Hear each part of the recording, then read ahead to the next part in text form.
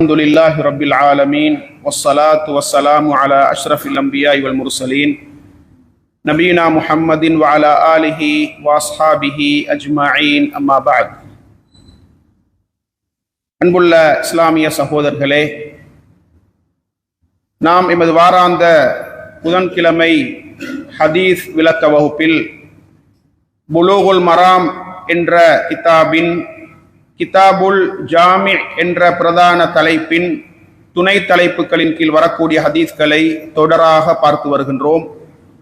அந்த வகையில் 6 தலைப்புகளில் 5வது தலைப்பாகிய பாபு தர்கீபி ஃபி மகாரிமில் அஹ்லாக், நட்பண்புகளை ஆர்வமூட்டல் என்ற தலைப்பின் கீழ் வரக்கூடிய 10வது ஹதீஸை இன்றைய வகுப்பில் நாம் பார்க்க இருக்கின்றோம். عن أبي الدرداء رضي الله عنه عن النبي صلى الله عليه وسلم أنه قال: من رد عن عرض أخيه بالغيب رد الله عن وجهه النار يوم القيامة. أخرجه الترمذي وحسنه. ولأحمد من حديث أسماء بنت يزيد نحوه. அபு தர்தா ரதியல்லாஹு அன்ஹு அவர்கள் அறிவிக்கின்றார்கள், ரசூலுல்லாஹி ஸல்லல்லாஹு அலைஹி வஸல்லம் அவர்கள் கூறியதாக, மன் ரத்த அன் இர்தி அஹீஹி பில் கைப், யார் தன்னுடைய சகோதரனுடைய மானத்தை அவன் இல்லாத இடத்தில் பாதுகாக்கின்றானோ அந்த மனிதனுடைய முகத்தை அல்லாஹ் நரகத்தை விட்டும் பாதுகாக்கின்றான். ஒரு மனிதன் தன்னுடைய சகோதரனுடைய மானத்தை அந்த சகோதரன் இல்லாத இடத்தில் பாதுகாத்தால் அந்த மனிதனுடைய முகத்தை நரகத்தை விட்டும் அல்லாஹ் தஆலா பாதுகாக்கின்றான். இந்த ஹதீஸ் திர்மிதியிலே பதிவு செய்யப்பட்டிருக்கின்றது. இமாம் திர்மிதி ரஹ்மத்துல்லாஹி அவர்கள் இது ஒரு ஹசனான ஹதீஸ், ஹசன் தரத்திலான ஹதீஸ் என்று குறிப்பிடுகின்றார்கள். இந்த ஹதீஸை அறிவிக்கக்கூடிய சஹாபியை பொறுத்தவரைக்கும் ஏற்கனவே நாம் அவரை பற்றி பார்த்திருக்கின்றோம்.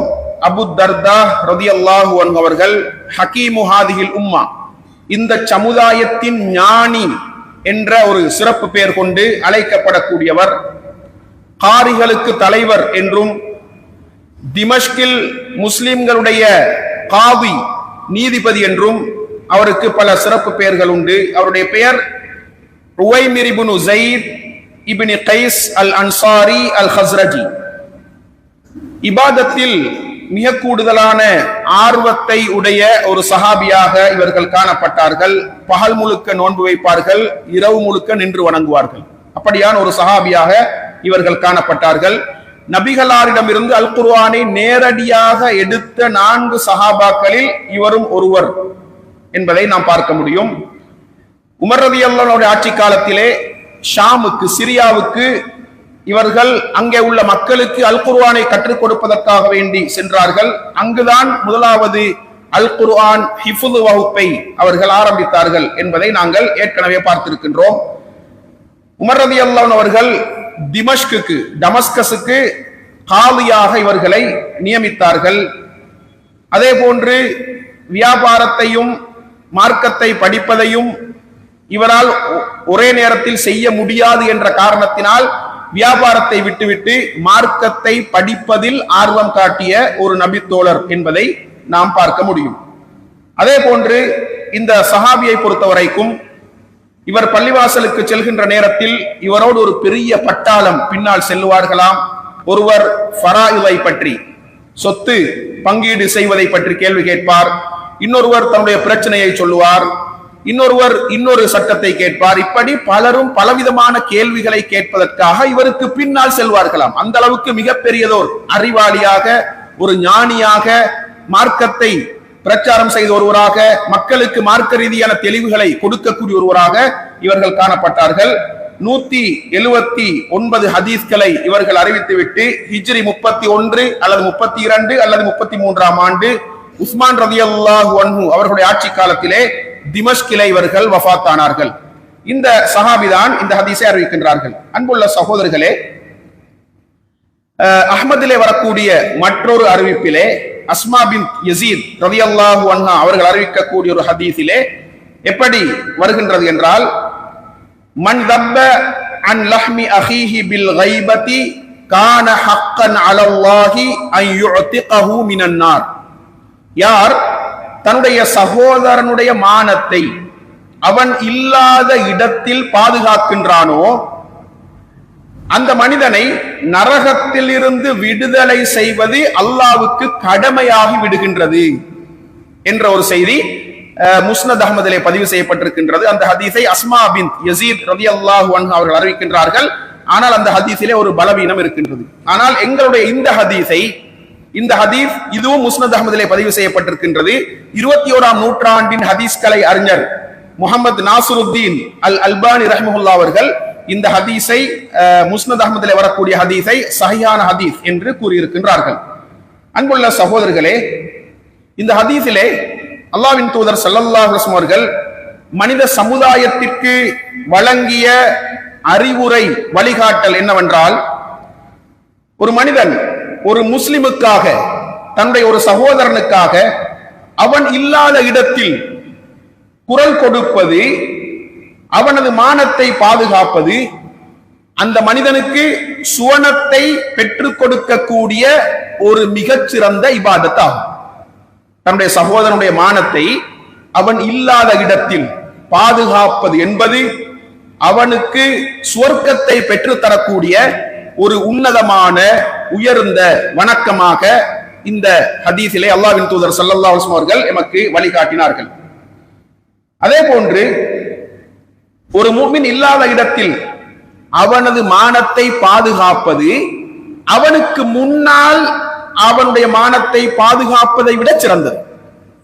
இப்பொழுது ஒரு சகோதரன் இருக்கின்றார், அவருக்கு முன்னால் அவர் மானபங்கப்படுத்தப்படுகின்றார், அவருடைய மானம் போக்கப்படுகின்றது, அவருடைய உணர்வு சீண்டப்படுகின்றது என்றால் அந்த நேரத்தில் அவருடைய மானத்தை பாதுகாப்பதற்காக நாம் குரல் கொடுப்பதை விட அந்த சகோதரன் அந்த இடத்தில் இல்லாமல் இருக்கக்கூடிய நேரத்தில் அவரை பற்றி புறம் பேசப்பட்டால், அவருடைய மானம் போக்கப்பட்டால், அவருடைய உணர்வு சீண்டப்பட்டால் அந்த நேரத்தில் நாம் குரல் கொடுப்பது, அந்த சகோதரனுக்காக குரல் கொடுப்பது மிகச் சிறந்ததொரு வணக்கமாகும். ஏனென்றால் அவருக்கு முன்னால் நாம் குரல் கொடுக்கின்ற நேரத்தில் அங்கே முகஸ்தூதி சில நேரம் வந்து நுழையலாம். அவருக்கு முன்னால அவரிடத்தில் ஒரு நல்ல பெயரை பெற்றுக் கொள்வதற்காக, அவரிடத்திலே ஒரு சிறந்த அந்தஸ்தை பெற்றுக் கொள்வதற்காக வேண்டி அவருக்கு முன்னால நாம் குரல் கொடுக்கலாம், முகஸ்தூதி அங்கே வந்து நுழையலாம். ஆனால் இந்த ஹதீஸுடைய வழிகாட்டல் அவர் இல்லாத நேரத்தில், அந்த சகோதரன் இல்லாத நேரத்தில் அவருக்காக நாம் குரல் கொடுத்தால் அவர் புறம் பேசப்படுகின்றாரா, அவருடைய மானம் போக்கப்படுகின்றதா, அந்த நேரத்தில் நாம் அவருக்காக குரல் கொடுப்பது எங்களுக்கு சுவர்க்கத்தை பெற்று தரக்கூடிய மிக உயர்ந்த ஒரு இபாதத்தாக இருக்கின்றது என்று அல்லாஹ்வின் தூதர் ஸல்லல்லாஹு அலைஹி வஸல்லம் அவர்கள் இந்த ஹதீஸிலே எங்களுக்கு வழிகாட்டினார்கள். இதன் பொருள் அவருக்கு முன்னால் நாம் அவருடைய மானத்தை பாதுகாப்பதற்காக குரல் கொடுக்க கூடாது என்பது அல்ல. அந்த நேரத்திலும் நாம் குரல் கொடுக்க வேண்டும். அவருக்கு முன்னால் அவருடைய மானம் போக்கப்பட்டால், அவர் மானபங்கப்படுத்தப்பட்டால் அந்த நேரத்திலும் நாம் அவருக்காக குரல் கொடுக்க வேண்டும். ஏன்? அல்லாஹ்வின் தூதர் ஸல்லல்லாஹு அலைஹி வஸல்லம் சொன்னார்கள், உன்சுர் அஹாக லாலிமன் அவ் மதுலூமா, உன்னுடைய சகோதரன் அநியாயக்காரனாக இருந்தாலும், அநியாயம் இழைக்கப்படக்கூடியவனாக இருந்தாலும் அவனுக்கு நீ உதவி செய்ய வேண்டும். அநியாயம் இழைக்கப்பட்டால் அந்த மனிதனுக்கு நாம் சார்பாக குரல் கொடுத்து அவருக்கு அவருடைய உரிமையை பெற்றுக் கொடுப்பதற்காக வேண்டி உதவி செய்ய வேண்டும். அநியாயக்காரனாக இருந்தால் எப்படி உதவி செய்வது என்று சஹாபாக்கள் நபிகளிடத்திலே கேட்ட பொழுது நபி அவர்கள் சொன்னார்கள், தம்னஉஹு அவ் தஹ்ஜிஸுஹு மினத் துல்மி ஃபஇன்ன ذلك நஸ்ருஹு, அந்த மனிதனை அநியாயம் செய்வதை விட்டும் நீ தடுக்க வேண்டும். அநியாயம் செய்வதை விட்டும் நீ தடுக்க வேண்டும், அதுதான் நீ அந்த மனிதனுக்கு செய்யக்கூடிய உதவி என்று அல்லாஹ்வின் தூதர் ஸல்லல்லாஹு அலைஹி வஸல்லம் அவர்கள் எங்களுக்கு வழிகாட்டினார்கள். எனவே அன்புள்ள சகோதரர்களே, ஒரு சகோதரன் மானபங்கப்படுத்தப்படுகின்ற பொழுது நாம் அதை பார்த்து கொண்டு மௌனிகளாக இருக்க முடியாது. அவருக்காக நாம் குரல் கொடுக்க வேண்டும். சில நேரம் அவர் பலவீனமான ஒருவராக இருப்பார். எதிர்த்து பேசுவதற்குரிய அந்த தெம்பு, தைரியம், ஆற்றல், வலிமை அவரிடத்தில் இல்லாமல் இருக்கலாம். அந்த நேரத்திலும் நாம் அவருக்காக குரல் கொடுக்க வேண்டும். அது நாம் அவருக்கு செய்யக்கூடிய மிக முக்கியமான உதவி என்பதையும் நாம் மறந்துவிடக் கூடாது. அதே போன்று ஒரு முஸ்லிமுடைய மானத்தை போக்குவது என்பது அவருடைய இரத்தத்தை ஓட்டுவதற்கு சமனான பாவமாகும், ஹராமான ஒரு காரியமாகும். அவரை கொலை செய்வதற்கு, அவருடைய இரத்தத்தை உரிமையின்றி ஓட்டுவதற்கு சமனான ஒரு பாவம், ஹராமான காரியம் என்று இஸ்லாம் அடையாளப்படுத்துகின்றது. அதனால் தான் நபி அவர்கள் சொன்னார்கள், குல்லுல் முஸ்லிமி அலல் முஸ்லிமி ஹராமுன் தமுஹு வமாலுஹு வஇர்துஹு. ஒவ்வொரு முஸ்லிமுடைய இரத்தம், பணம், மானம் அடுத்த முஸ்லிமுக்கு ஹராமாகும் என்று நபிகளார் ஸல்லல்லாஹு அலைஹி வஸல்லம் அவர்கள் சொன்னார்கள். அபூ ஹுரைரா ரலியல்லாஹு அன்ஹு இந்த ஹதீஸை அறிவிக்கின்றார்கள். புகாரியிலே இது பதிவு செய்யப்பட்டிருக்கின்றது. ஆனால் அன்புள்ள தோழர்களே, ஒரு மனிதனுடைய தவறை மார்க்க நலனுக்காக அல்லது பொது நலனுக்காக ஒரு மனிதனுடைய தவறை 6 சந்தர்ப்பத்தில் நாங்கள் சுட்டிக்காட்ட முடியும். அந்த மனிதன் இல்லாத சந்தர்ப்பத்தில் அவருடைய தவறை 6 சந்தர்ப்பத்தில் நாம் சுட்டிக்காட்ட முடியும் என்று இஸ்லாமிய அறிஞர்கள் ஹதீஸ்களை மையமாக வைத்து எங்களுக்கு வழிகாட்டி இருக்கின்றார்கள். அதிலே முதலாவது சந்தர்ப்பம் என்னவென்றால், ஒரு மனிதன் அநியாயம் இழைக்கப்பட்டால், இன்னொரு சகோதரனால் அல்லது இன்னொரு குழுவால் அநியாயம் இழைக்கப்பட்டால், அநியாயம் இழைக்கப்பட்ட மனிதன் அநியாயக்காரனை சுட்டிக்காட்டுவதற்காக வேண்டி அவருடைய அந்த அநியாயத்தை காவியிடம், நீதிபதியிடம் அல்லது பொறுப்பாளரிடம் முறையிட முடியும். அவரை பற்றி தவறான விடயங்களை தேவையான அளவு சொல்ல முடியும். தேவையான அளவுதான் நாம் சொல்ல வேண்டும். அளவுக்கு அதிகம் சொல்லுவது அவருடைய உரிமையில் கை வைப்பதாகும். அதை கூட அளவோடு தான் சொல்ல வேண்டும். நாம் அநியாயம் இழைக்கப்பட்டால், யார் எங்களுக்கு அநியாயம் இழைத்தாரோ, யார் எங்களுக்கு அநியாயம் செய்தாரோ அந்த மனிதனை பற்றி தேவையான அளவு தகவல்களை நாம் நீதிபதியிடம் சொல்ல முடியும் என்று இஸ்லாம் எங்களுக்கு அனுமதி அளித்திருக்கின்றது. இது முதலாவது சந்தர்ப்பம்.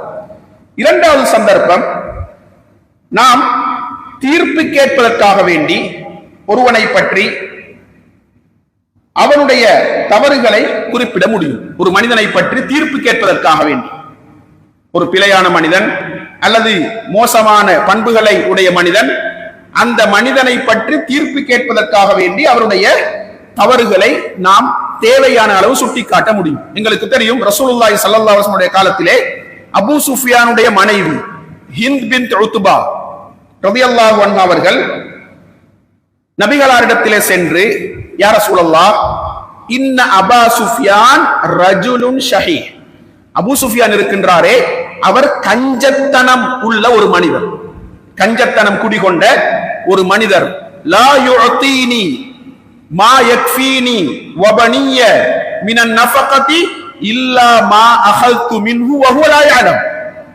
எனக்கும் என்னுடைய குழந்தைகளுக்கும் போதுமான அளவு பணத்தை அவர் தருவதில்லை. அவருக்கு தெரியாமல் நான் எடுத்தாலே ஒழிய, அவருக்கு தெரியாமல் நான் எடுத்தாலே ஒழிய எனக்கும் எனது குழந்தைகளுக்கும் போதுமான அளவு பணத்தை அவர் தருவதில்லை என்று தன்னுடைய கணவரை பற்றி நபிகளாரிடத்திலே முறைப்பாடு செய்த நேரத்தில் நபி அவர்கள் சொன்னார்கள், ஹுதி மின் மாலிஹி மா யக்ஃபீகி வ பனீகி பில் மஅரூஃப்.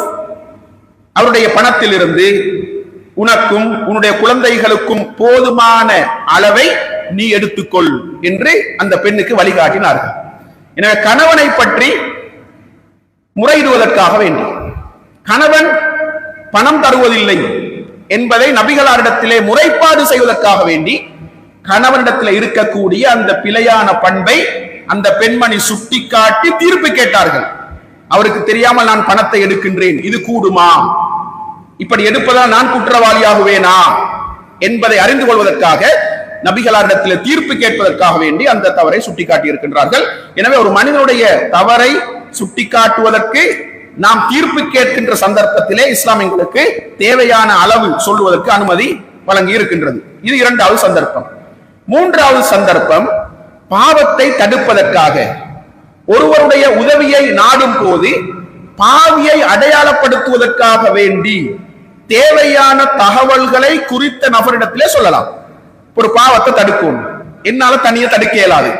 அப்ப நான் என்ன செய்கிறேன், இன்னொரு மனிதனுடைய கொஞ்சம் செல்வாக்குள்ள கொஞ்சம் கட்ஸ் உள்ள ஒரு ஆள்கிட்ட உதவியை நாடுகிறேன். அப்ப அவர்கிட்ட போய், இன்னார் இருக்கின்றாரே, அவர் இப்படி எல்லாம் பாவம் செய்யக்கூடியவர், அவரிடத்துல இன்ன தவறுகள் இருக்கின்றது, எனவே எப்படியாவது அவரை அதிலிருந்து மீட்க வேண்டும், அந்த தவறிலிருந்து அவரை மீட்க வேண்டும் என்பதற்காக வேண்டி இன்னொருடைய உதவியை நாம் நாடுகின்ற பொழுது அந்த குறித்த நபரை பற்றி தேவையான தகவல்களை அந்த நபரிடத்தில் நாம் சொல்ல முடியும்.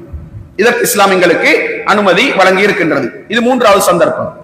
நான்காவது சந்தர்ப்பம், தீயவர்களை விட்டு மக்களை எச்சரிப்பதற்காக வேண்டும். மோசமான மனிதர்கள் சமுதாயத்திலே பதவிகளில் சமூகத்தை வழிநடாத்துகின்ற பொறுப்புகளில் இருப்பார்கள். எனவே இவர்களை மக்களுக்கு அடையாளம் காட்ட வேண்டும் என்பதற்காக வேண்டி நாம் தேவையான அளவு அவருடைய பிழையான பண்புகளை மக்கள் மயப்படுத்தலாம், மக்களுக்கு நாம் சுட்டிக்காட்டலாம். குறிப்பாக ஒரு மனிதர் நம்மிடத்திலே வந்து திருமணத்திற்காக வேண்டி ஒருவரை பற்றி ஆலோசனை கேட்டால் மறைக்க கூடாது. ஒருவர் தன்னுடைய மகளுக்கு ஒருவரை திருமணம் செய்து கொடுப்பதற்காக எங்களிடத்தில் வந்து அவரை பற்றி ஆலோசனை கேட்டால், அவரை பற்றி எங்களுக்கு தெரிந்திருந்தால் நாம் உண்மையை சொல்ல வேண்டும். அந்த இடத்தில் பேணுதலுக்காக வேண்டி அவருடைய குறைகளை நான் சொல்லக்கூடாது என்று ஒரு மனிதன் சிந்தித்தால் இது ஹராமான பேணுதல், இது ஹராமான பேணுதல். இந்த இடத்தில் பேணுதல் வரக்கூடாது. ஆலோசனை கேட்கப்பட்டால் நம்பிக்கைக்கு பாத்திரமாக நாம் நடந்து கொள்ள வேண்டும்.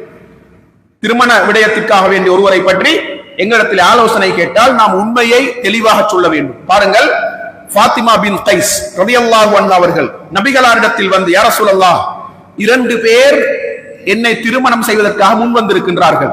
ஒருவர் அபுல் ஜஹம், இரண்டாவது மனிதர் முஆவியா. எனவே இவர்களை பற்றி நீங்கள் என்ன சொல்லுகிறீர்கள், இவர்களில் யாரை நான் தெரிவு செய்வது என்று ஆலோசனை கேட்ட நேரத்திலே நபிகளார் ஸல்லல்லாஹு அலைஹி வஸல்லம் அவர்கள் சொன்னார்கள், அதாவது அபுல் ஜஹமை பொறுத்தவரைக்கும் அவர் ஃபஸஅலூகுன் லா மால லஹு, அவரிடத்தில் பணம் கிடையாது, பொருளாதாரம் கிடையாது. அவரால் உன்னை திருமணம் செய்தால் அவரால் உன்னுடைய செலவுகளை முன்னெடுக்க முடியாது. எனவே ஓரளவு பொருளாதாரம் இருக்க வேண்டும். கணவனிடத்திலே நாம் ஒருவரை திருமணம் செய்து கொடுக்க விரும்பினால் எங்களுடைய மகளுக்கு அவரிடத்தில் ஓரளவு பொருளாதாரம் இருக்க வேண்டும், அதை பார்க்க வேண்டும் என்பதற்கு இந்த ஹதீஸ் ஆதாரமாக இருக்கின்றது. நபி அவர்கள் சொன்னார்கள், அவர் ஃபஸஅலூகுன் லா மால லஹு, அவரிடத்தில் பொருளாதாரம் கிடையாது, அவர் நமக்கு பொருந்த மாட்டார். முஆவியாவை பொறுத்தவரைக்கும் ஃபலா யதஉ அஸாஹு அன் ஆதிகிஹி, அவர் பெண்களை அடித்து துன்புறுத்தக்கூடியவர், அவரும் உனக்கு சரிவர மாட்டார். அலைக்கி பி உசாமா, நீ உசாமாவை திருமணம் செய்து கொள் என்று நபி அவர்கள் ஆலோசனை சொன்னார்கள்.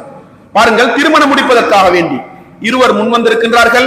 அவர்களை பற்றி நபிகளாரிடத்தில் ஆலோசனை கேட்ட பொழுது நபி அவர்கள் தெளிவாக உண்மையை சொல்லி அந்த இருவரிடத்திலும் இருக்கக்கூடிய பிழையான பண்புகளை சொல்லி மூன்றாவது ஒருவரை சஜஸ்ட் பண்ணுகின்றார்கள், மூன்றாவது ஒருவரை அங்கே அவருக்காக பரிந்துரைக்கின்றார்கள். எனவே திருமண விடயங்களுக்காக ஆலோசனை கேட்கப்பட்டால் நாம் நம்பிக்கைக்கு பாத்திரமாக நடந்து கொள்ள வேண்டும் என்பதற்கு இந்த ஹதீஸ் எங்களுக்கு ஆதாரமாக இருக்கின்றது. அதே போன்று இன்றைக்கு ஹதீஸ் அறிவிப்பாளர்களை விமர்சிக்கின்றார்கள். விமர்சிக்க வேண்டும். ஹதீஸை பாதுகாப்பதற்காக வேண்டி அறிவிப்பாளர்களை இஸ்லாமிய அறிஞர்கள், பெரும் பெரும் ஹதீஸ்களை வல்லுநர்கள் விமர்சனம் செய்திருக்கின்றார்கள். இவர் பலவீனமானவர், இவர் பொய் சொல்லக்கூடியவர், இவர் ஹதீஸ்களை திருடக்கூடியவர், இப்படியெல்லாம் விமர்சனம் செய்திருக்கின்றார்கள். விமர்சனம் செய்ய வேண்டும். அப்படி விமர்சனம் செய்வதன் ஊடாகத்தான் பொய்யர்களிடமிருந்து ஹதீஸ்களை பாதுகாக்க முடியும், பொய்யர்களிடமிருந்து ஹதீஸ்களை பாதுகாக்க முடியும். அதே போன்று தீய சாட்சியாளர்களை மக்களுக்கு அடையாளப்படுத்துவதற்காக வேண்டி, பொய்யாக சாட்சி சொல்லக்கூடியவர்களை மக்களுக்கு அடையாளப்படுத்துவதற்காக வேண்டி அவருடைய தீய பண்புகளை நாங்கள் மக்களுக்கு மத்தியிலே சொல்ல முடியும். அதே போன்று தகுதியற்றவர்கள் கற்பித்தல் பொறுப்பை சுமந்தால் அவர்களை மக்களுக்கு அடையாளம் காட்ட வேண்டும். தகுதியற்றவர்கள் தீர்ப்பு செய்கின்ற பொறுப்பை சுமந்தால் அவர்களை நாம் மக்களுக்கு அடையாளம் காட்ட வேண்டும். அதே போன்று தன்னுடைய பித்அத்தின் பால் மக்களை அழைக்கக்கூடிய பித்அத்வாதிகளை மக்களுக்கு அடையாளம் காட்ட வேண்டும். இப்படியான நோக்கங்களுக்காக, மார்க்க ரீதியான நலன்களுக்காக வேண்டி குறித்த நபர்களுடைய தவறுகளை நாம் தெளிவுபடுத்துவது, மக்கள் மயப்படுத்துவதை இஸ்லாம் எங்களுக்கு வரையறைகளோடு அங்கீகரிக்கின்றது என்பதை நாம் தெரிந்து கொள்ள வேண்டும். இது 4வது சந்தர்ப்பம்.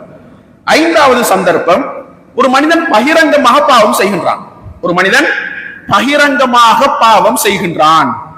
எனவே அந்த மனிதனை நீதிபதியிடத்திலே அல்லது பொறுப்பாக இருக்கக்கூடியவரிடத்திலே சுட்டி காட்டுவதற்காக அந்த மனிதனை பற்றி அந்த பிழையான பண்புகளை, அவனுடைய பிழையான செயற்பாடுகளை போய் முறையிட முடியும். நபி அவர்கள் சொன்னார்கள், குல்லு உம்மத்தி முஆஃபா இல்லல் முஜாஹிரூன், என்னுடைய சமுதாயத்தில் எல்லோரும் மன்னிக்கப்படுவார்கள் பகிரங்கமாக பாவம் செய்யக்கூடியவர்களை தவிர. பகிரங்கமாக பாவம் செய்யக்கூடியவர்களை தவிர. எனவே பகிரங்கமாக பாவம் செய்யக்கூடியவர்களுக்கு மன்னிப்பு கிடையாது என்பதை அல்லாஹ்வுடைய தூதர் எச்சரிக்கை செய்தார்கள். எனவே ஒரு மனிதன் பகிரங்கமாக பாவம் செய்தால் அந்த மனிதனை காலியிடத்திலே முறையிடுவதற்காக அவரை பற்றி பிழையான அவருடைய பண்புகளை நாம் முறையிட முடியும். இது 5வது சந்தர்ப்பம். 6வது சந்தர்ப்பம், ஒரு மனிதன் தான் விரும்பாத பண்புகளை கொண்டுதான் மக்களுக்கு மத்தியிலே அறிமுகமாக இருந்தால் அவரை அறிமுகப்படுத்துவதற்காக அந்த பண்புகளை சொல்லலாம். ஒருவர் ஒரே பேரிலே பலர் இருப்பார்கள். அந்த நேரத்திலே ஒருவரிலிருந்து மற்றவரை வித்தியாசப்படுத்துவதற்காக சில பட்டங்களை சேர்த்து நாம் சொல்லுவோம். நோக்கம் என்னவென்றால் அவரை கேவலப்படுத்துவது அல்ல, அவரை அறிமுகப்படுத்துவது. இன்னார் என்று அறிமுகப்படுத்துவதுதான் நோக்கமாக இருந்தால் அந்த பட்டத்தையும் சேர்த்து நாம் சொல்ல முடியும். சில பொழுது அந்த பட்டத்தை அவர் விரும்ப மாட்டார். அந்த பட்டத்தை அவர் விரும்ப மாட்டார். எமது நோக்கம் அவரை அறிமுகப்படுத்துவதை ஒழிய அவரை கேவலப்படுத்துவது அல்ல. கேவலப்படுத்துகின்ற நோக்கத்தில் சொல்லக்கூடாது. கேவலப்படுத்துகின்ற நோக்கத்தில் சொல்லக்கூடாது. உதாரணத்திற்கு ஒருவரை பற்றி பார்வையற்றவர், பார்வை இல்லாதவர் நாங்கள் சொல்லலாம். அதே போன்று கால் கோணலானவர், வயிறு பெருத்தவர், மாறுகனுடையவர், இப்படி நாம் சொல்லலாம். அறிமுகப்படுத்துவதுதான் எமது நோக்கம். இன்றைக்கு நாங்கள் பார்க்கலாம், ஹதீஸ் கலை அறிஞர்கள், அறிவிப்பாளர்களுக்கு மத்தியில் கூட அப்படியான பெயர்கள் அறிமுகமாக இருந்தது. உதாரணத்திற்கு சுலைமான் இப்னு மிஹ்ரான் அல் காஹிலி அல் கூஃபி அல் அமஷ், அதாவது மாறுகனுடையவர் என்று அவருக்கு ஒரு பட்டம் இருந்தது. அதே போன்று அல் ஆரஜ், கோணலானவர், அதாவது அப்துல் ரஹ்மான் இப்னு ஹுர்முஸ் என்ற அறிவிப்பாளர் அல் அமஷ் அல் ஆரஜ் என்று அறிமுகமாக இருந்தார். ஆசிம் அல் அஹ்வல், மாறுகனுடையவர் என்று ஒருவர் அறிமுகமாக இருந்தார். இப்படி அதாவது அறிவிப்பாளர்களுக்கு மத்தியில் கூட இப்படியான பட்டங்கள் அவர்களோடு சேர்த்து சொல்லப்பட்டன. நோக்கம் அறிமுகப்படுத்துவதுதான், அவர்களை மக்களுக்கு மத்தியில் அறிமுகப்படுத்துவதுதான் நோக்கமே ஒழிய அவர்களை கேவலப்படுத்துவது அல்ல. எனவே இந்த விடயத்தில் நாம் மிக கவனமாக நிதானமாக செயல்பட வேண்டும். அறிமுகப்படுத்துகின்றோம் என்று சொல்லிக்கொண்டு கேவலப்படுத்துகிற நோக்கத்தில் சொன்னால் நாம் அல்லாஹ்விடத்திலே பாவிகள், குற்றவாளிகள். எனவே மிக நிதானமாக இந்த விடயத்திலே நாம் நடந்து கொள்ள வேண்டும். அன்புள்ள சகோதரர்களே, இந்த 6 சந்தர்ப்பங்களிலும் வரையறைகளோடு தேவையான அளவு மற்றவருடைய பிழையான பண்புகளை நாம் சொல்லுவதற்கு இஸ்லாம் எங்களுக்கு அனுமதி வழங்கி இருக்கின்றது என்பதையும் நாம் தெரிந்து கொள்ள வேண்டும். அடுத்ததாக, அவசியமின்றி ஒரு முஸ்லிம் விமர்சிக்கப்படும் போது நாம் அந்த இடத்தில் மௌனமாக இருக்கக்கூடாது. அவசியம் இல்லாமல், தேவையில்லாமல் ஒரு முஸ்லிம் விமர்சிக்கப்படுகின்றாரா, ஒரு முஸ்லிமுடைய மானம் போக்கப்படுகின்றதா, ஒரு முஸ்லிமை பற்றி புறம் பேசப்படுகின்றதா, அந்த இடத்தில் நாம் மௌனிகளாக இருக்க முடியாது, மௌனிகளாக இருக்கக்கூடாது. அப்படி ஒரு மஜ்லிஸிலே ஒரு முஸ்லிமை பற்றி புறம் பேசப்பட்டால் அதை செவிமடுக்க கூடியவர்கள் 3 தரப்பினர்கள், 3 சாரார்களாக 3 தரத்தை உடையவர்களாக இருப்பார்கள். ஒரு சாரார் அதை உடனே சுட்டி காட்டுவார்கள், அதை கண்டிப்பார்கள். ஒரு மனிதனை பற்றி பேசினால் பொய் தான் பேசுவான் என்று சொன்னால் இத்தகில்லாஹ், அல்லாஹ்வை பயந்து கொள், அவர் அப்படிப்பட்டவர் அல்ல, அவரை பற்றி நீ அப்படி பேசக்கூடாது, அந்த இடத்திலேயே சுட்டி காட்டுவார், அந்த இடத்திலேயே சுட்டி காட்டுவார். இவர் முழுமையான ஈமானை உடையவர், முழுமையான ஈமானை உடைய மனிதன் ஆவார். 2வது மனிதன் அந்த இடத்தை விட்டு எழும்பி சென்று விடுவார். ஒருவரை பற்றி புறம் பேசப்பட்டால், ஒருவரை பற்றி விமர்சிக்கப்பட்டால், ஒருவருடைய மானத்தை போக்கக்கூடிய வசனங்கள் அந்த மஜ்லிஸில் சொல்லப்பட்டால் அந்த இடத்தை புறக்கணித்து எழும்பி சென்று விடுவார். இவரும் ஈமானுள்ள மனிதன், ஈமானுள்ள மனிதன். 3வது மனிதன் யார் என்றால், அதாவது அந்த மஜ்லிஸில் தொடர்ந்தும் உட்கார்ந்து கொண்டிருப்பார். ஒரு மனிதனை பற்றி, ஒரு முஸ்லிமை பற்றி புறம் பேசப்படும், அவருடைய மானம் போக்கப்படும், அந்த மஜ்லிஸில் தொடர்ந்தும் உட்கார்ந்து கொண்டிருப்பார். இப்படி உட்கார்ந்து கொண்டிருக்கக்கூடியவர்கள் 2 வகையினர். ஒரு சாரார் அதாவது நிர்பந்திக்கப்படுவார், உட்காருவதற்கு நிர்பந்திக்கப்படுவார். அந்த பாவத்தை சுட்டி காட்டுவதற்கு அவரிடத்திலே பலம் இருக்காது, தைரியம் இருக்காது, உடல் வலிமை இருக்காது. உள்ளத்தால் வெறுப்போடு அவர் தொடர்ந்து உட்கார்ந்து கொண்டிருப்பாரா? அவர் பலவீனமான ஈமானை உடையவர். அஃபுல் ஈமான் நபி அவர்கள் சொன்னார்கள், மிக பலவீனமான ஈமானை உடையவர் அந்த மனிதர் தான். இரண்டாவது மனிதன் யார் என்றால், அவர் நிர்பந்திக்கப்படவில்லை. அவர் விரும்பினால் அந்த இடத்தை விட்டு எழும்பி செல்லலாம். அவர் விரும்பினால் உடனே அதை சுட்டி காட்டலாம், அதை கண்டிக்கலாம், அந்த பாவத்தை உணர்த்தலாம். ஆனாலும் அவர் மௌனமாக இருக்கின்றார். அவர் எழும்பி செல்வதும் இல்லை, அதை கண்டிப்பதும் இல்லை, அந்த பாவத்தை சுட்டி காட்டுவதும் இல்லையா? இவர் பாவத்தில் பங்காளி, புறம் பேசிய மனிதனுடைய பாவத்தில் பங்காளியாக இருப்பார். அவருக்கு கிடைப்பது போன்ற பாவம் இவருக்கும் கிடைக்கும் என்று இஸ்லாம் எச்சரிக்கை செய்கின்றது.